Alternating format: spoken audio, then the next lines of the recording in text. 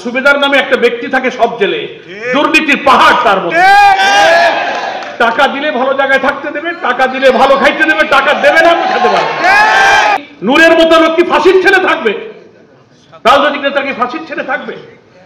একটা ঘরের মধ্যে বাথরুম, গন্ধ, দুর্গন্ধ, বসা যায় না, পানি নাই। ওর কথাই ঠিক, প্রত্যেক দলের একটা পেটোয়া বাহিনী থাকে, সেই দলের শাসন ক্ষমতাকে রক্ষা করার জন্য এই বাহিনী তারা দল কাজে লাগায়। This is the safe time. এটাই অন্তর্বর্তীকালীন সরকারের নিরাপদ সময়, দেশের জন্য, জনগণের জন্য নিরাপদে কারাবন্দীদের জন্য আপনারা কিছু করে যেতে পারবেন। আমি খুব শঙ্কিত যে কোন দলীয় সরকার আসলে কারাবন্দীদের নিরপেক্ষ, নিরাপদ, স্বস্তির ব্যবস্থা তারা কিন্তু করতে পারবে না। হাসিনা যেদিন চলে গেল, কোথায় গেল? যেখানকার মাল সেখানে চলে গেল। তারপরের দিন 6 তারিখে আমরা মুক্তি পেলাম।